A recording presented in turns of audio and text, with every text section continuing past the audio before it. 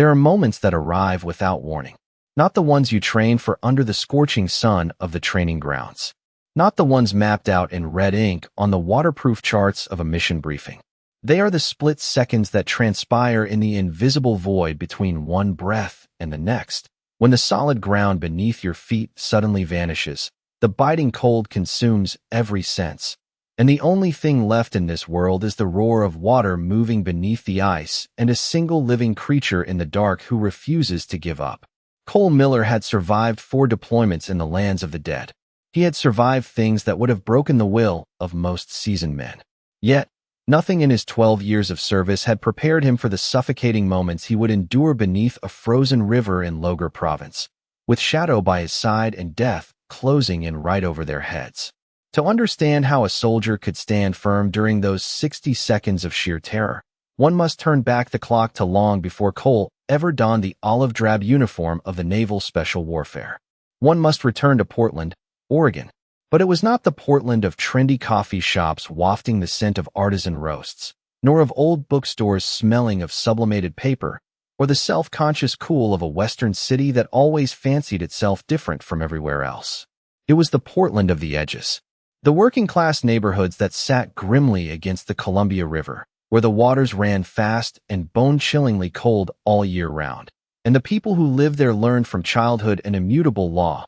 The river has no obligation to be kind to you. It does not care who you are, whether you are crying or laughing. This was not a threat, but simply a fact of nature. And the only correct response to a fact is not fear, but preparation. Cole's grandfather was the one who carved that lesson into his mind. By the year Cole was born, his grandfather had already turned 83 years old. He was a man who had fished the Columbia for 60 grueling years, moving through this world with the particular economy of someone who has deeply understood that most things worth doing in life require very little noise, but a great deal of patience. His face was etched with crow's feet sculpted by the river wind and harsh sun, his hands rough as oak bark, yet remarkably sensitive the moment they held a fishing line. From the time Cole could crawl until the day he enlisted, his grandfather took him out to the river every Saturday. They did not go to catch fish. He took Cole out to learn the river.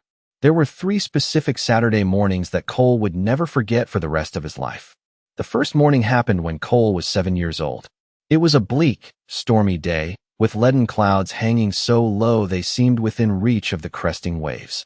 The wind howled from the north, and the Columbia River grew furious, churning up whitecaps that slammed violently against the hull of the grandfather and grandson's small wooden boat. Terrified, Cole gripped the gunwale with both hands, his teeth chattering uncontrollably. He looked at his grandfather, hoping he would steer the boat back to shore. But the 90-year-old man remained utterly unfazed. He didn't even look at his trembling grandson. His withered yet sinewy hands held the tiller firmly, guiding the small vessel through the narrow gaps between the raging waves. Once they reached a calm, sheltered cove, he finally let go of the steering, looked at Cole, and spoke in a raspy voice. "What are you afraid of?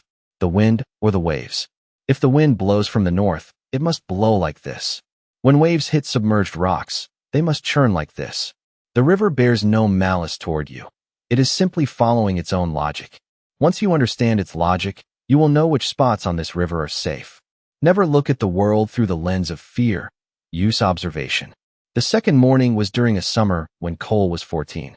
It was a year of severe drought, and the water level of the Columbia River dropped to a record low, exposing jagged, blackened reefs that had always hidden in the deep. That day, his grandfather didn't let Cole bring a fishing rod. He made him sit on a high boulder and use his eyes to map out the entire shape of the barren riverbed. "Look closely," his grandfather pointed down to the bends where the water, though shallow, still snaked its way through. The surface of the water when full looks flat, but it tells you almost nothing about what is happening underneath. Only when the water runs dry do you know where the trenches and vortexes are. You must memorize the shape of these reefs, because when the rainy season returns and the rising water buries everything, these reefs will turn into hidden blades. Anyone unprepared will have their hull ripped wide open.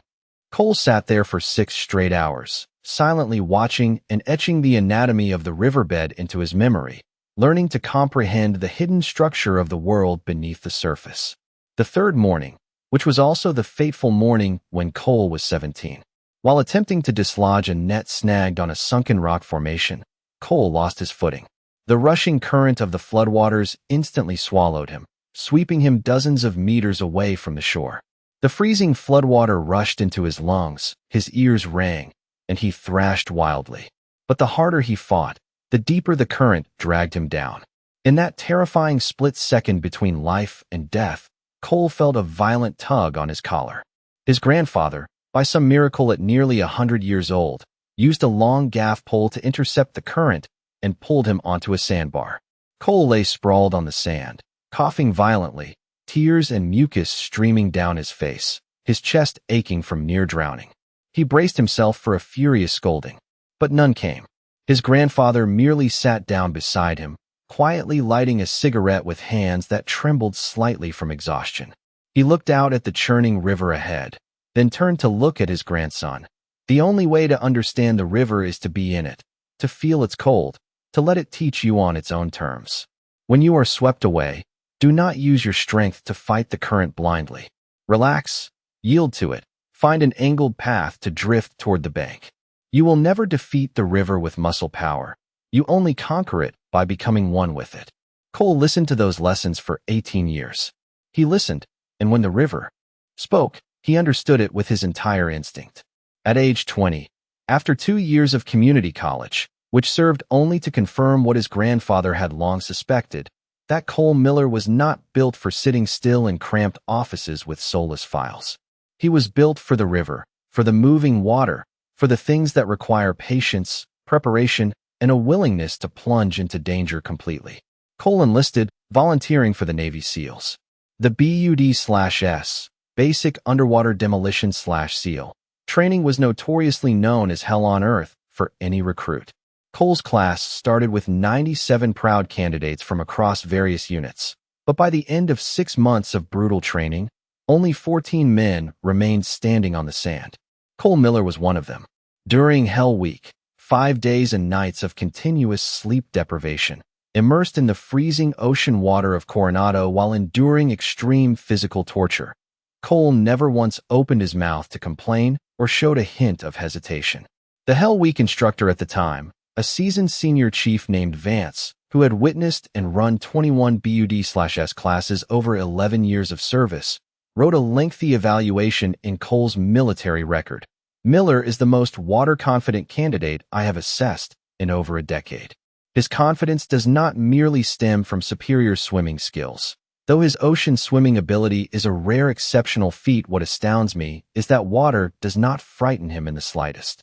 Cold water, moving water, pitch-black water of the night ocean, not a single thing can shake his heart rate.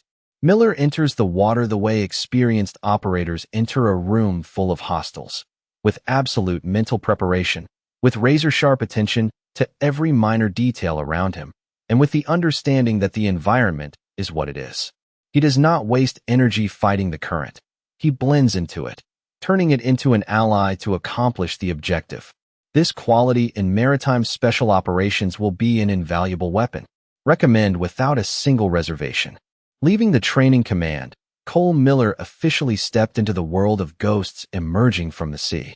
He deployed to Afghanistan in 2009, Iraq in 2011, Syria in 2013, and back to Afghanistan again in 2015.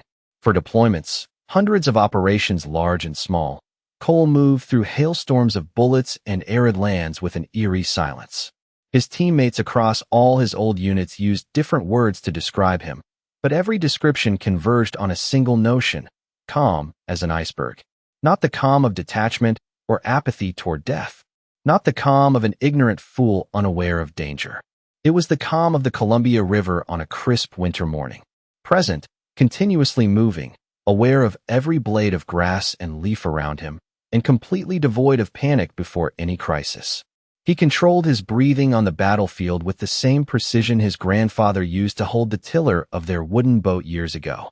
But that calm iceberg never knew that his life would take a completely different turn in the spring of 2016, when fate forced him to face a bloody and tearful legacy from a deceased brother-in-arms. It was a living soul named Shadow, a German shepherd, a black shadow that would drag him across the most brutal thresholds of the rest of his life. Death on the battlefield never mirrors the movies. There are no grand, tragic musical scores playing as the curtain falls, nor are there long, poetic last words. It happens swiftly, clinically, reeking of acrid gunpowder mingled with the metallic tang of fresh blood on dusty ground. In the winter of 2015, in a remote valley within Idlib province, Syria, Cole Miller's six-man Special Operations Squad received orders to raid a covert rebel weapons depot. Accompanying them that night was Chris, Cole's brother-in-arms, bound to him since their earliest days at BUD/S, and Shadow, a German shepherd then at the absolute peak of his operational prime as a forward scout dog. The battle erupted unexpectedly due to flawed intelligence regarding enemy numbers. Instead of a small rebel insurgent cell, Cole's squad plunged into a meticulously orchestrated ambush, pinned down by heavy machine gun fire raking mercilessly from the surrounding high ground. Amidst the crossfire tearing through the night sky, Cole was trapped behind a collapsing brick wall. Across the kill zone, Chris was attempting to maneuver to cover his teammates when a sniper volley tore through his chest. Chris collapsed into the mud. "Chris!" Cole roared over the comms network, preparing to break cover despite the dense hail of bullets. But a black silhouette was faster. Shadow, who was closest to Chris, bounded straight through the line of fire, throwing his 73-pound frame over his master's chest. The dog clawed at the earth frantically, locking his jaws onto the shoulder strap of Chris's body armor, straining with every ounce of his strength to drag his heavy, limp body into the relative safety behind a burned-out armored vehicle. Shadow's desperate growls blended with the deafening screech of artillery fire, creating a suffocating landscape of chaos. By the time Cole and the rest of the squad repelled the assault to reach them, it was already too late. Chris lay there, his breathing shallow and ragged, his eyes losing focus under the gray Syrian night sky. In the final second before Chris drew his last breath, he could only lightly squeeze Cole's hand, then look toward the dog who was frantically licking his bloodied face. Shadow did not bark. He threw his head back toward the heavens and let out a long, agonizing, mournful howl that pierced the freezing night air. It was not the bark of a military weapon. It was the cry of a child who had just lost his entire world. 3 months later, spring of 2016, at the Bram Canine training base, Cole Miller stood dead silent before the heavy steel door of an isolation kennel. Inside the darkened enclosure, Shadow lay curled in the furthest corner, his ears pinned flat against his skull. His black and tan coat was matted with grime, as he flatly refused to let any handler near him for grooming. On the iron food tray resting near the gate, yesterday's rations remained untouched, beginning to sour. Shadow had been diagnosed with severe, acute post-traumatic stress disorder, PTSD. Since the day Chris died, he refused to cooperate with any trainer, bit, and injured 2 medical personnel who attempted to inspect the shrapnel wound on his shoulder and continuously barked into the empty void whenever. Night fell. Senior Chief Vance walked up beside Cole, holding Shadow's military medical file. He sighed, handing the folder to Cole, and spoke in a low, gravelly voice. "He's rejecting everyone, Miller. The command is considering a mandatory discharge or euthanasia if this aggressive and self-destructive behavior continues. He bears no innate malice. He is simply entrenched in an overwhelming grief. This dog is the only piece of Chris we have left. You were the only one with Chris at the very end. I am turning him over to you.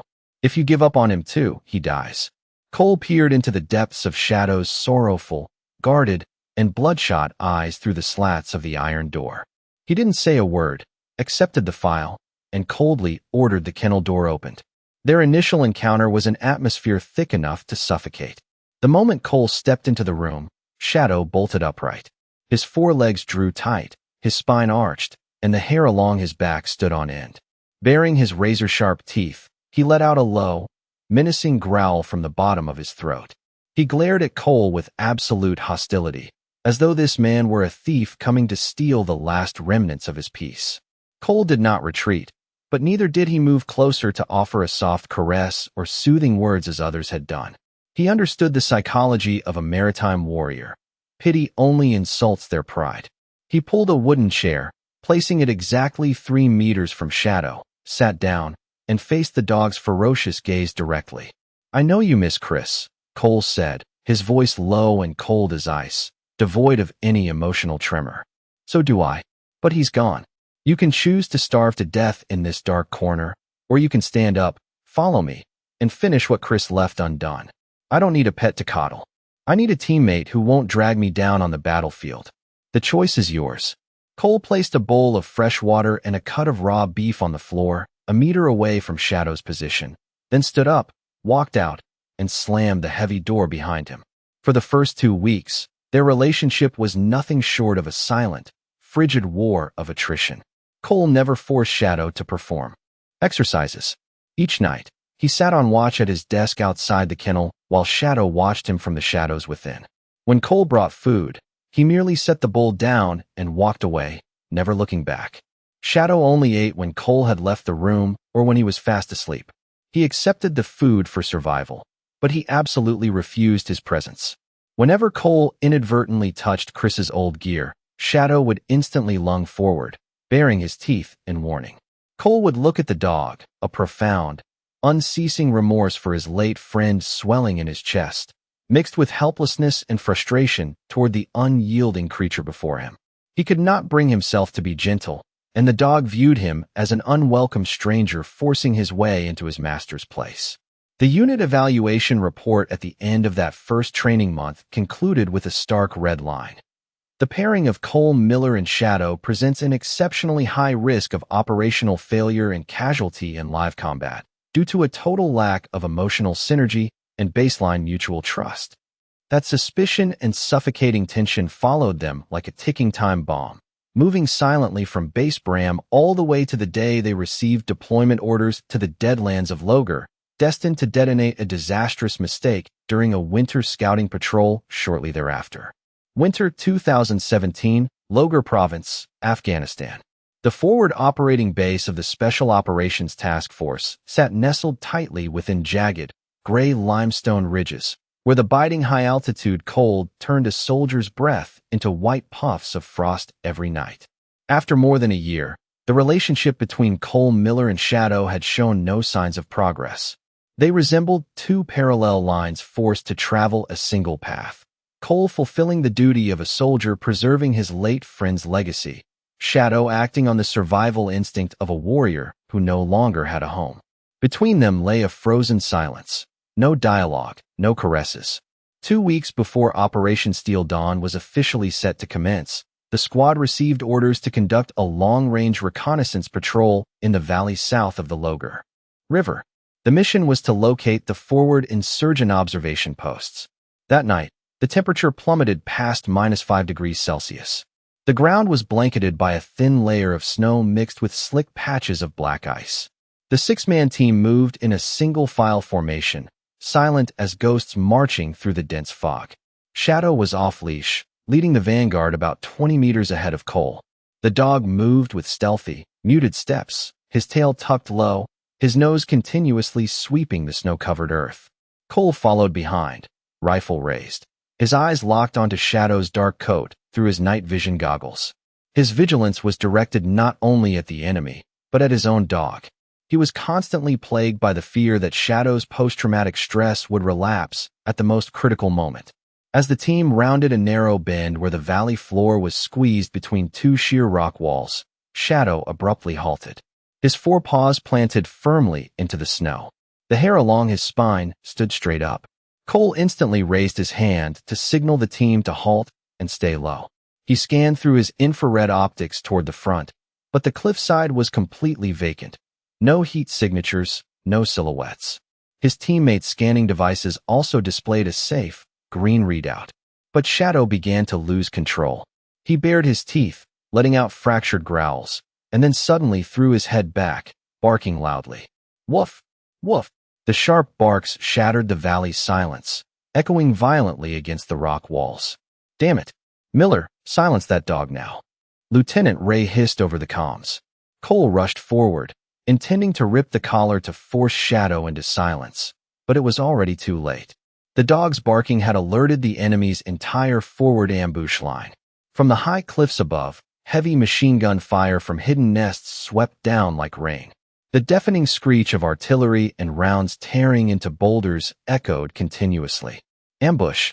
Take cover now. The team fell into a state of utter vulnerability. While scrambling to find an angle to fire back, two operators were struck by shrapnel. The teammate moving directly behind Cole had his shoulder torn open by a machine gun round, his blood staining the white snow beneath his feet. Cole had to lay down suppressing fire while dragging his bloodied brother in arms out of the dense hail of bullets. Throughout the firefight, Shadow was left behind. He ran frantically through the crossfire, growling continuously as if trying to tear apart an invisible entity in the air before him. Midnight that same night, at the Bram Forward Base command room, a suffocating atmosphere gripped the room. Cole Miller stood at attention before Lieutenant Ray's desk. Cole's face was an unreadable mask of stone, but his jaw was clenched so tightly that the muscles bulged. On the desk lay a pre-written personnel transfer form in black ink. Lieutenant Ray looked at Cole, then at the dried blood staining his body armor. Miller, do you know what this decision means for him? If you sign this, Shadow will be placed on the military culling list for dogs deemed unsalvageable due to psychological trauma. There will be no second chance. He will be locked in an isolated iron cage for the rest of his life, or worse. Cole looked straight into his commander's eyes, his voice cold and definitive, like a blade striking stone. Sir, I am a special operations soldier. My mission is to accomplish the objective and bring my teammates home safely. Tonight, one of my brothers nearly died because of the madness of a dog suffering from PTSD. He barked at nothing. He broke tactical discipline. I cannot gamble my life and the lives of the entire squad on a ticking time bomb whose detonation is unpredictable. I request to sign off on returning him to the isolation kennel immediately following the conclusion of Operation Steel Dawn. Lieutenant Ray stared at Cole for a long moment, sighed in defeat, and pinned his signature on the corner of the form. Very well. After next week's operation, Shadow leaves the unit. Cole took the form and walked out of the command office. As he passed through the darkened corridor leading back to the kennels, he saw Shadow waiting there under the dim security light. Dried mud from the earlier battle still clung to the dog's forehead. Shadow did not bark, nor did he growl. He stood dead, still, his sorrowful eyes gazing at the stapled paper in Cole's hand. Something within the unique instinct of the German Shepherd seemed to whisper the truth. He was being abandoned once again. He looked at Cole with a profound, piercing gaze filled with painful disappointment, then slowly turned his back, stepping heavily into the darkest corner of his kennel, curling up like a shadow rejected by the world. Cole Miller stood entirely alone in the hallway, his palm crushing the paper into a crumpled mess. He did not know that Shadow's barking that night was not madness, but because his nose had caught the scent of explosives from a buried ambush minefield right around the bend, something human infrared equipment had completely missed. He had barked to stop the team from walking into a death trap, but the price he paid was the absolute loss of trust from the only man he had chosen to protect. The crack on the ice had split wide open. They entered Operation Steel Dawn with a broken trust, marching straight toward the roaring Logar River, where actual death was waiting to swallow them both. December 4th, 2017. The clock struck exactly 2100 hours. The sky over Logar province was completely choked by thick layers of leaden clouds.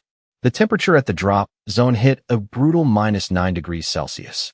A northwestern wind whistled through the rocky fissures at 17 miles per hour, carrying sharp, needle-like ice crystals that scraped against the soldiers' faces. The objective of Operation Steel Dawn was a heavily fortified insurgent command node isolated in the northeast. It was a time-sensitive mission with a single, narrow operational window. To reach the target, the 6-man Special Operations Squad was forced to cross the Logar River at a point 4.3 kilometers from the complex. The intelligence report delivered prior to deployment confidently asserted that this section of the river was shallow, with water levels reaching mid-calf at most. However, the intelligence analysts sitting in their warm offices had failed to account for 3 consecutive days of melting snow rushing down from the upstream peaks. Before stepping into the water, Cole Miller briefed Shadow following their long-standing routine. He knelt beside the dog, shoulder to shoulder. He did not look at him, his voice muted and cold, carrying the frozen stillness of the valley. It's going to be cold tonight. River crossing 3 kilometers out. Multiple targets. You stay on my flank every step of the way, especially in the water. Copy. Shadow did not bark. He merely leaned his heavy, solid shoulder firmly against Cole's, his unique way of signaling that the command had been received. But this time, the lean was heavy, weighted with a strange, melancholy solemnity. The personnel transfer form tucked inside Cole's breast pocket felt like an invisible wall separating 2 living souls. When the squad reached the bank of the Logar River at 2300 hours, a terrifying scene materialized before them. The river was anything but calf-deep. The rushing snowmelt had transformed the once placid river into a violent, raging monster. The swift current at the center ran deeper than a man's height, swirling with pitch-black, ink-like waters that churned violently, tossing up white foam against submerged boulder reefs. Lieutenant Ray looked at Cole, giving a hand signal. The tactical decision rested on Cole's shoulders. Cole looked down at Shadow. The dog did not hesitate or sound an alarm. His ears were canted forward, his eyes intensely focused as he read and mapped out the logic of the raging torrent. The gaze he turned up to Cole was as clear as language. Asterisk, I've assessed it. I know what it is. I am ready. Asterisk, we cross. Cole ordered over the comms. They entered the water in pairs. 40 meters of rushing, bone-chilling water, overhead deep in the center channel. Shadow swam tight against Cole's left flank. Riving the water apart, he navigated through the torrent with the distinct logic and geometry of a maritime warrior. The entire squad made it to the opposite bank within 4 minutes, drenched to the thighs, freezing but intact. The assault on the insurgent compound at 2340 was clinical and flawless. The objective was completely neutralized within 7 brief minutes. Shadow accurately alerted to 2 booby trap locations before the squad breached the perimeter. There were 0 casualties. But when the squad returned to the river at 1:20 in the morning, the river had an entirely different intention for their return journey. Snow had continued to melt upstream throughout the duration of their operation. The shallow crossing they had used 2 hours prior had utterly vanished. The water level had risen by another half meter, and the current had accelerated into a terrifying frenzy. Worse still, a section of the cliffside and ice shelf upstream had collapsed, sending tons of jagged ice debris hurtling down the current like spinning blades. Lieutenant Ray stared at the torrent, then at Cole. Cole looked down at Shadow. The dog was reading the water once more. It was the same intense focus, but this time, the look in his eyes was entirely different. It was the gaze of a creature that recognized the safety thresholds had been shattered. He looked directly up at Cole. The look seemed to say, asterisk, this is not the river from before. Moving forward is death. Asterisk, there might be a calmer crossing 200 meters downstream. Cole muttered over the radio. Let's scout it before we commit. They moved down the bank. The second crossing appeared slightly more manageable, the surface velocity marginally slower. The squad began entering the water one by one. Cole and Shadow took the rear guard to cover the extraction. Just as they reached mid-river, about 15 meters from the far bank, Shadow's ears suddenly bolted upright. His muzzle flared, drawing in the heavy, saturated air. His hyperacute instincts caught a devastating scent, the distinct smell of explosives submerged in the water from a directional minefield buried right at the water's edge ahead, a death trap the human infrared optics had completely missed. Without a fraction of a second's hesitation, Shadow lunged straight at Cole. He opened his jaws, sinking his razor-sharp teeth deep into Cole's right wrist. Using the full leverage of his 73-pound frame, he wrenched backward frantically, dragging Cole away from the bank and back toward the deep channel. The white-hot flare of pain from the bite, colliding with the numbing freeze of the water, caused Cole's mind to fracture. Amidst the pitch-black night and the roaring river, a year of pent-up suspicion and frustration boiled over into pure, unadulterated rage. In a flash of blind panic, Cole believed the dog's PTSD had relapsed, that he had gone entirely feral and was trying to kill him to avenge his late master. "You crazy animal!" Cole roared into the dark. Survival instinct overrode all operational logic. Cole inverted his steel-stocked rifle, bringing it down with all his might in a brutal blow directly across Shadow's skull. The crushing impact dazed the dog, blood instantly spurting from a deep gash across his forehead. His jaws went slack. Cole didn't bother to look back. Using every ounce of his remaining strength, he drove himself frantically toward the riverbank ahead to escape the traitor. In the very next second, the moment Cole's boots touched the mud of the bank, a deafening explosion ripped through the Logar Valley.